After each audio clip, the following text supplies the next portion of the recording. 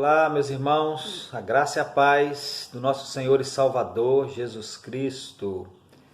Vamos a mais uma Escola Bíblica Dominical online. Nós estamos estudando a primeira epístola de João e hoje nós chegamos ao nosso nono estudo. Lembrando que serão 10, né? Então hoje é o nono, domingo que vem a gente, se Deus nos permitir, a gente encerra. E no estudo passado, meus irmãos, nós pensamos no capítulo 5, versos 1 a 5, sobre o tema nascidos de Deus, né? E nós vimos que todo aquele que é nascido, ou todo aquele que crê que Jesus é o Cristo, é nascido de Deus, né? Então, aquele que crê que Jesus é o Cristo, esse é que é nascido de Deus. E vimos também que aquele que é nascido de Deus vence o mundo. E por que ele vence o mundo? Vence o mundo por causa da fé. Então, existe uma vitória muito grande na vida dessa pessoa, né? A vitória da alegria sobre a infelicidade, a vitória da comunhão sobre a solidão, a vitória da honestidade sobre o orgulho moral e a autoilusão, a vitória da retidão e da santidade sobre o pecado, a vitória da pureza sobre as concupiscências mundanas, a vitória da verdade sobre o erro, da confiança sobre o temor, sobre a dúvida, sobre o desencorajamento, a vitória do amor sobre o ódio e a vitória da vida eterna sobre o tempo e a morte. Então, isso nós vimos na semana passada, dentro desse tema, nascidos de Deus. Hoje, meus irmãos, o nosso tema, com base no mesmo capítulo 5, versos 10 a 13, é a vida eterna está em Jesus. Vamos ler o texto? Versos 10 a 13 do capítulo 5, que diz assim: quem crê no Filho de Deus, em si mesmo tem o testemunho. Quem em Deus não crê, mentiroso o fez, porquanto não creu no testemunho que Deus de seu Filho deu. E o testemunho é este, que Deus nos deu a vida eterna, e esta vida está em seu Filho. Quem tem o Filho tem a vida, quem não tem o Filho de Deus não tem a vida. Estas coisas vos escrevi para que saibais que tendes a vida eterna e para que creiais no nome do Filho de Deus. Qual foi, meu irmão, a última vez que você parou para pensar na eternidade? Você se lembra? Foi hoje? Foi semana passada? Quanto você pensa na eternidade? Se há, meus irmãos, algo que deve ocupar o nosso pensamento em muitos momentos da nossa vida terrena, este algo é sobre a eternidade. Fato é que nós nos preocupamos muito, até de uma forma bem natural, né, com a nossa vida atual. Preocupamos-nos com trabalho, com estudo, com moradia, com alimentação, saúde, diversão e muitas outras necessidades. E não digo que isso está errado, está certo e é até muito normal nós nos preocuparmos. Obviamente não é nutrir ansiedade no nosso coração por conta destas coisas, mas nos preocuparmos, né? Nós precisamos trabalhar, precisamos estudar, precisamos morar em algum lugar, precisamos nos alimentar, precisamos de saúde, precisamos de diversão e de outras necessidades. Então, de uma forma normal, de uma forma natural, isso deve fazer parte das nossas preocupações. Não é preocupação no sentido de ansiedade, mas no sentido de tomar providência quanto a estas coisas. Mas nós não podemos nos preocupar com estas coisas, pensar nestas coisas, nos ocuparmos com estas coisas e não nos preocuparmos, não nos lembrarmos que existe uma vida futura além desta, que existe uma vida eterna. Então, penso eu que raramente nós nos lembramos da nossa vida futura, da nossa vida eterna. Vamos vivendo a nossa vida normal e essa questão da vida eterna às vezes não passa muito, né? Passa poucas vezes, mas não muitas vezes na nossa mente, nos nossos pensamentos, nas nossas lembranças. Mas nós precisamos pensar na vida eterna. Jesus certa vez contou uma parábola sobre um homem rico, dono de um campo, que produzira com abundância, de forma que ele não tinha onde recolher os seus frutos. Então, ele começou a pensar sobre o que fazer. E o seu pensamento em nenhum momento voltou-se para o fato de que existe uma vida além desta vida. Ele estava pensando somente na vida dele aqui. Então, ele teve uma ideia, ele teve um plano. Eu já sei o que eu vou fazer. Eu vou destruir os meus celeiros, vou construir outros maiores, vou recolher ali todo o meu produto e os meus bens, então vou dizer à minha alma: alma, tens em depósito muitos bens para muitos anos, descansa, come, bebe e regala-te. É mais ou menos aquilo que às vezes a gente pensa, né? A gente imagina em uma proporção menor do que a desse homem, porque esse homem aqui era muito rico, né? Nós não somos muito ricos, mas nós nutrimos no nosso coração a esperança de que um dia nós vamos nos aposentar, e então depois que nós nos aposentarmos, nós vamos trabalhar um pouco mais, talvez, e depois nós vamos nos dar um tempo para nós mesmos e vamos curtir a vida. Então aquele homem estava pensando nisso, de forma muito normal, de forma muito natural, mas ele não pensou em nenhum momento na brevidade da sua vida terrena e na eternidade da vida além da vida terrena. Aí vem Deus e diz para ele assim: louco, esta noite, quando ele estava com aqueles pensamentos em mente, Deus diz assim: louco, esta noite te pedirão a tua alma, e o que tens preparado para quem será? Quer dizer, não vai dar tempo nem de destruir os celeiros, quanto mais de reconstruir, e quanto mais ainda de viver da forma como ele estava planejando viver. Então é preciso pensar na eternidade. Em Eclesiastes 11:12, o sábio Salomão, se dirigindo aos jovens, ele diz assim: alegra-te, jovem, na tua mocidade, alegra-se o teu coração nos dias da tua mocidade, e anda pelos caminhos do teu coração e pela vista dos teus olhos. Mas não te esqueça de uma coisa: por tudo isso te trará Deus a juízo. Então, afasta a ira do teu coração, remove a tua carne do mal. Por quê? Porque a adolescência e a juventude são vaidade, são coisas que passam. Lembra-te então do teu Criador nos dias da tua mocidade, antes que, e aí ele vai listar uma série de circunstâncias, e uma delas é: antes que o pó volte à terra como era, e o espírito volte a Deus que o deu. Então, a vida nessa terra se finda, e há uma eternidade. Então nós não podemos ficar pensando somente no aqui e agora, nós temos que pensar na eternidade. Uma das razões bem fortes para pensarmos na eternidade reside exatamente no fato claríssimo, implícito nos textos que lemos, de que aqui tudo é passageiro, tudo é mutável, mas lá tudo é para sempre e imutável. O céu será para sempre e imutável. E aí, quando a gente diz isso, a gente pode dar um glória a Deus, um aleluia. Mas o inferno também será para sempre e será imutável. O sofrimento não vai cessar. E aí a gente tem que dizer misericórdia, né?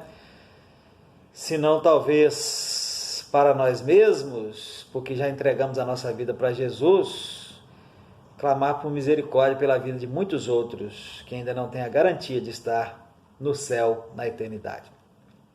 Há uma música muito antiga em que um trecho da letra diz assim: além do pó existe uma eternidade para se viver. Isto é, a Bíblia diz que nós viemos do pó e para o pó retornaremos, né? Mas além do pó, além desse pó, existe uma eternidade para se viver. Onde você vai passá-la? O autor da música pergunta. Responda que eu quero saber. Então, onde você vai viver à eternidade. Precisamos pensar nisso. E voltando agora ao texto bíblico em questão, 1 João 5, 10 a 13, nós vamos pensar um pouquinho sobre este assunto que nós temos no texto. E 3 coisas nós podemos destacar aí no texto. A primeira delas, meus irmãos, é um testemunho. A primeira coisa que nós encontramos aí no texto é um testemunho. Mas o que é um testemunho? Eu creio que todos nós sabemos, de uma forma geral, o que é um testemunho, né?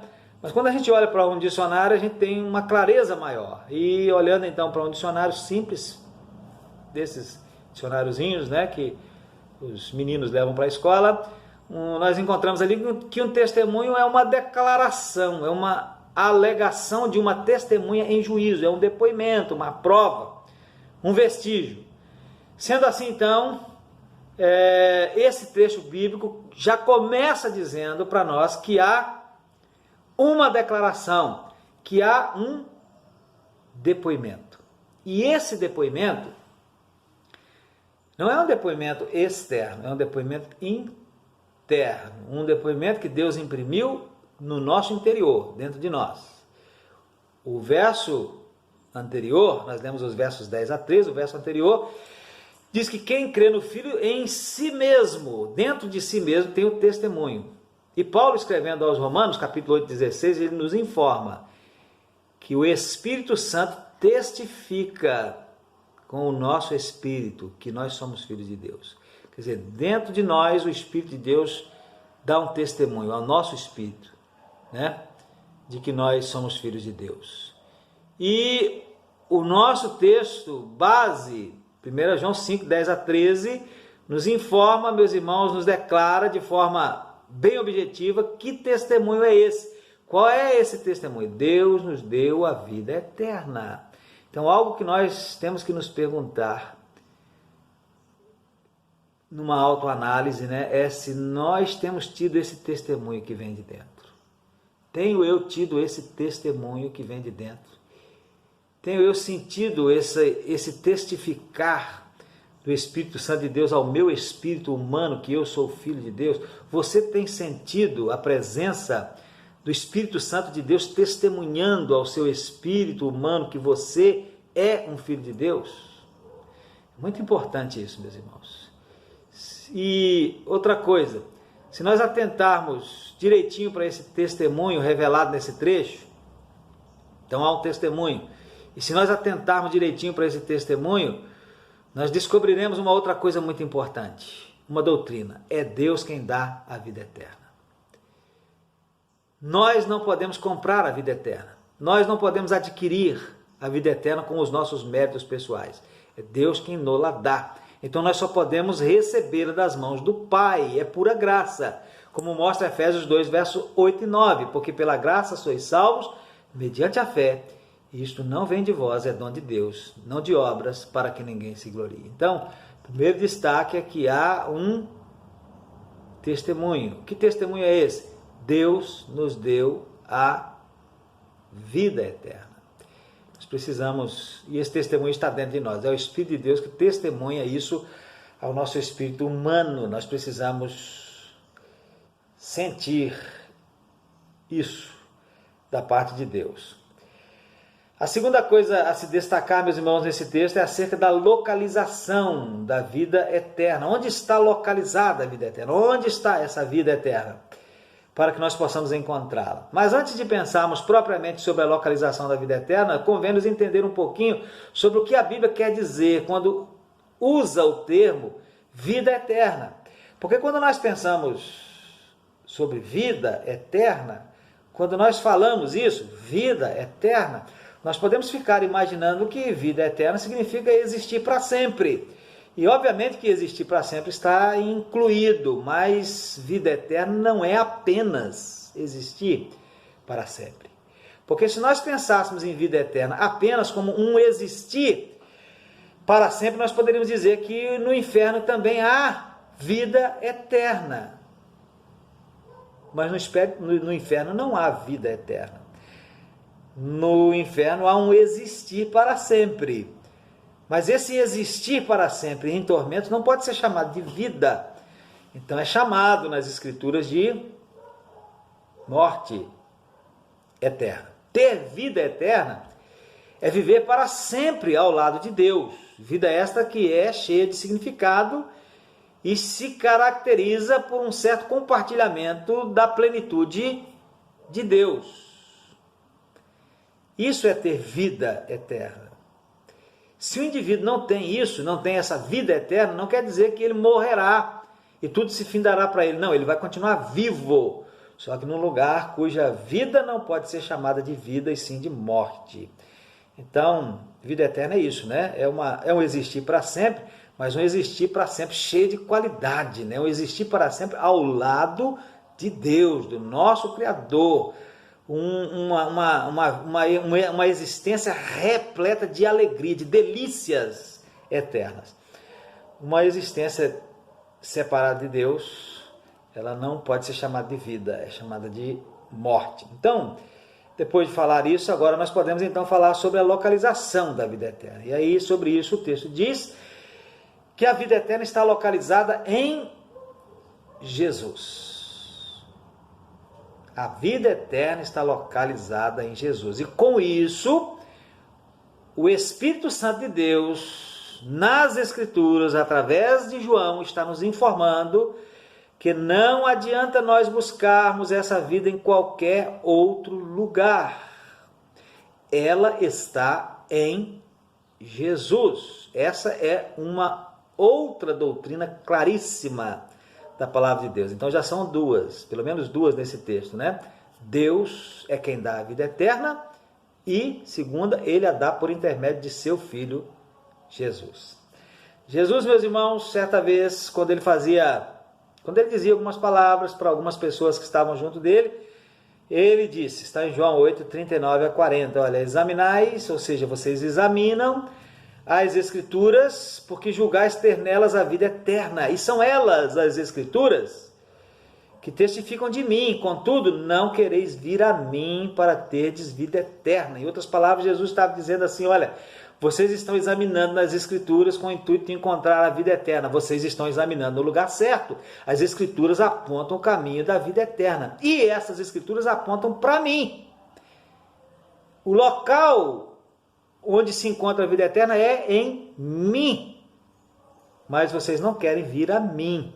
Vocês examinam no lugar certo, mas não vão ao local ou à pessoa apontada pela palavra onde está a vida eterna.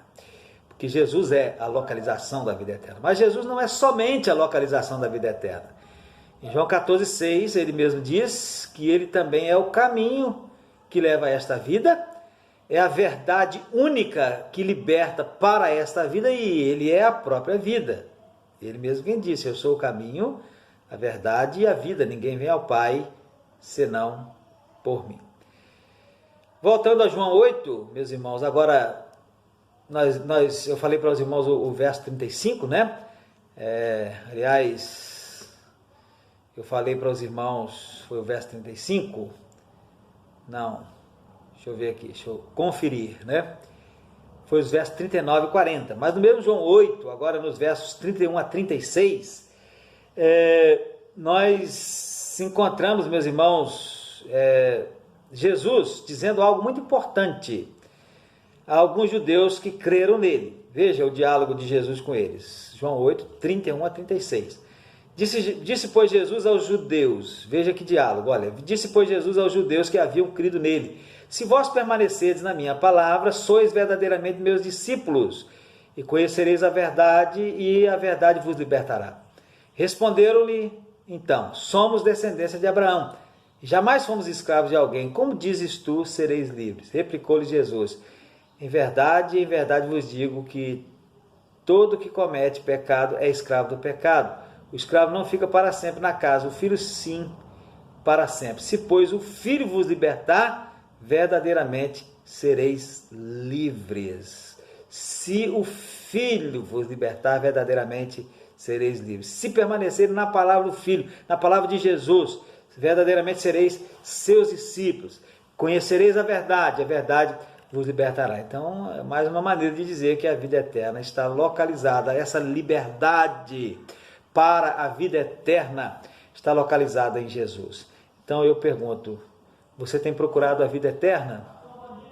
onde você tem procurado a vida eterna? Na religião? Religião às vezes pode ser boa, mas a vida eterna não está na religião.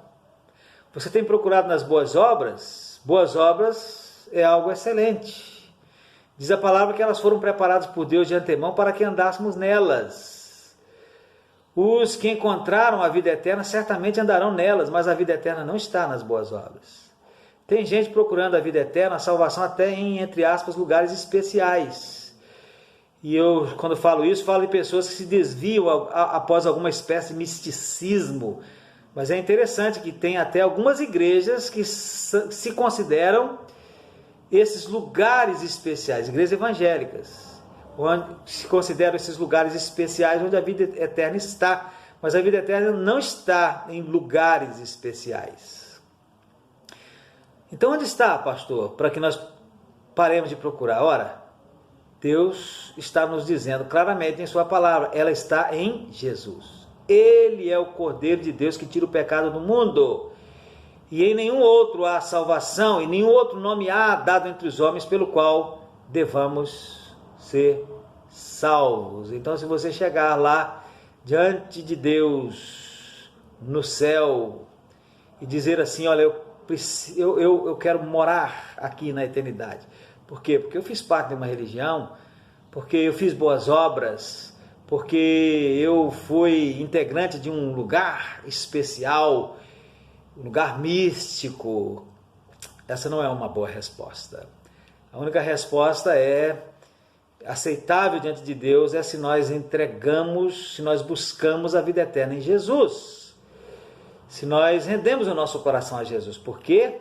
Porque a vida eterna está em Jesus.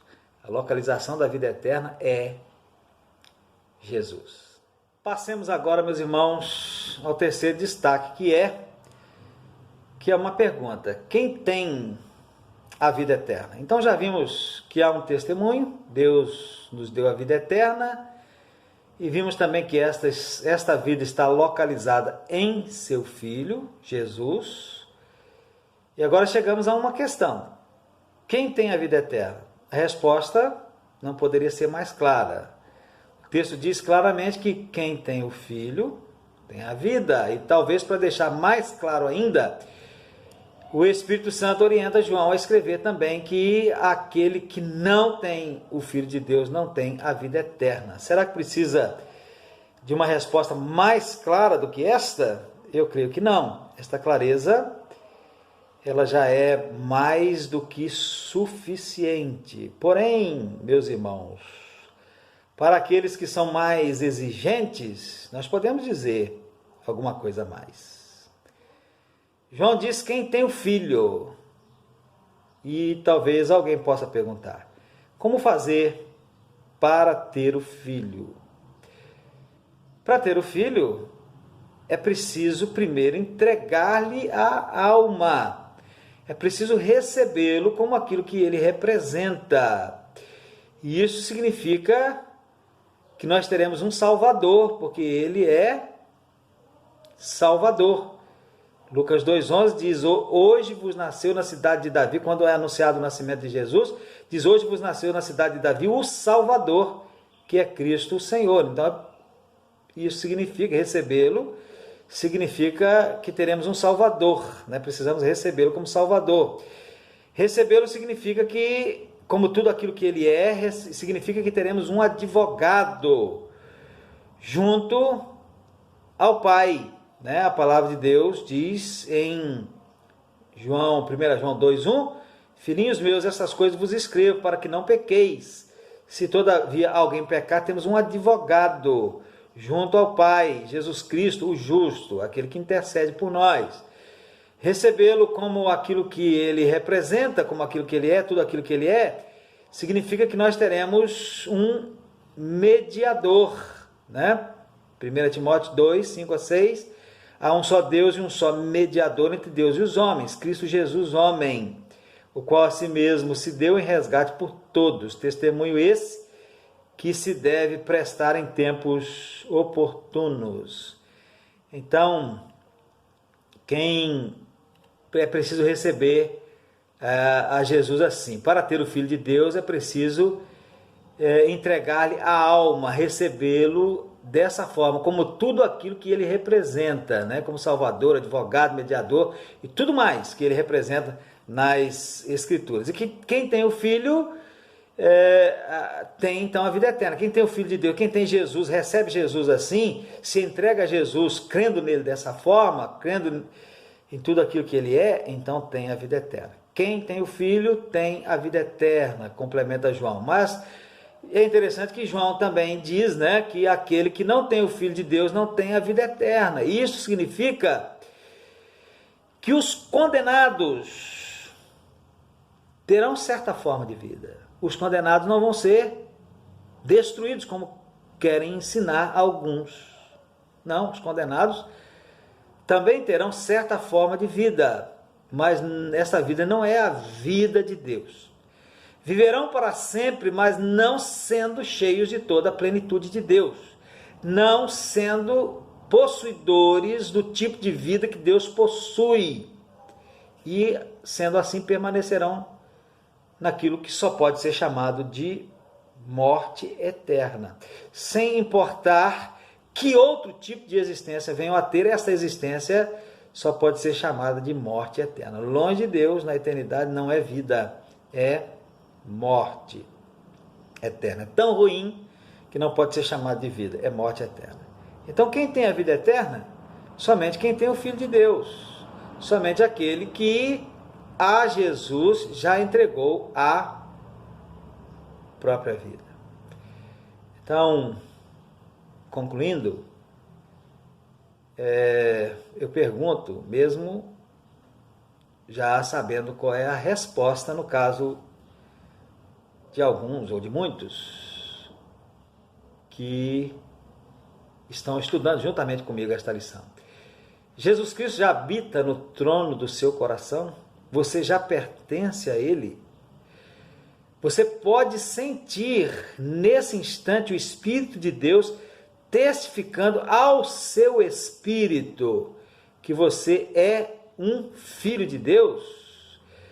Se sim, meus irmãos, meus amigos, então devemos dar glórias a Deus. Se você pode sentir isso, então você deve dar glória a Deus e viver como filho de Deus.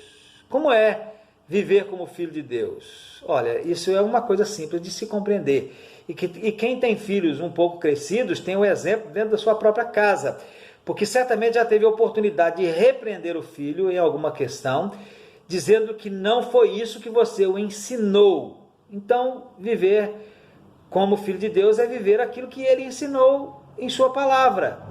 Fazer o que ele ensinou a fazer e não fazer o que ele ensinou a não fazer. Então, como se vive como filho de Deus? Vive-se assim, olha. Ame, porque Jesus ensinou a amar. Perdoe, porque Jesus ensinou a perdoar. Viva em comunhão com os irmãos, porque Jesus assim ensinou, e até por isso orou ao Pai em sua oração sacerdotal, registrada lá em João 17. Busque em primeiro lugar o reino de Deus e a sua justiça. Por quê? Porque Jesus ensinou isso. Dê bom testemunho, prega o evangelho, porque Jesus assim orientou. Não seja mentiroso, maledicente, boca suja, tomador do nome de Deus em vão. Por quê? Porque Jesus não ensinou essas coisas. Essas coisas Jesus não ensinou. O que ele ensinou foi exatamente fugir dessas coisas. Abandone os pecados de natureza sexual, porque não foi assim que Jesus ensinou a viver. Abandone os costumes, as modas, as práticas que escandalizam e nada acrescentam de verdadeira e duradouramente bom. Enfim, debruce sobre a palavra de Deus e aprenda na palavra de Deus a viver como filho de Deus. Então, repetindo, se você já tem o testemunho do Espírito de que você é um filho de Deus, dê glórias a Deus e viva como filho de Deus. Mas se porventura você ainda não tem esse testemunho, então, meu querido, clame. Busque a Deus de todo o seu coração e clame pela misericórdia dele sobre a sua vida. Se você pode clamar, não perca tempo, clame. Se o Espírito de Deus lhe inclina a clamar, então clame a Deus. Não tenha nenhum pudor, entre aspas, quanto a isso. Clame, faça como o cego de Jericó, que abandonou todo pudor e clamou a Jesus quando Jesus estava passando por ali, próximo a ele. Se o Espírito de Deus não lhe toca, não lhe diz nada, fique como está. Não faça nada, mas se você sente, nesse momento, o Espírito de Deus lhe convencendo de que, como filho pródigo, você precisa ir ao Pai e que você precisa clamar, confessando o seu pecado, a sua indignidade, apelando para a sua graça e misericórdia, então faça isso, faça agora. Faça, por quê? Porque não tem ninguém mais que possa lhe dar a vida eterna. Somente Deus, por intermédio de seu Filho, Jesus Cristo. Lembre-se, nunca se esqueça, a vida eterna está em Jesus. A vida eterna não está na religião. A vida eterna não está na prática de boas obras, ainda que essas coisas sejam boas. A vida eterna não está em algum lugar especial, como uma igreja especial, por exemplo, no misticismo, por exemplo. Não. A vida eterna está em Jesus. Quem crê no Filho de Deus em si mesmo tem o testemunho. Quem em Deus não crê, mentiroso fez, porquanto não creu no testemunho que Deus de seu Filho deu. E o testemunho é este, que Deus nos deu a vida eterna, e esta vida está em seu Filho. Quem tem o Filho tem a vida eterna. Quem não tem o Filho de Deus não tem a vida eterna. E estas coisas vos escrevi, diz João, para que saibais que tendes a vida eterna e para que creiais no nome do Filho de Deus. Que Deus nos abençoe, meus irmãos, e que o Espírito de Deus aplique esta lição nas nossas vidas. Amém?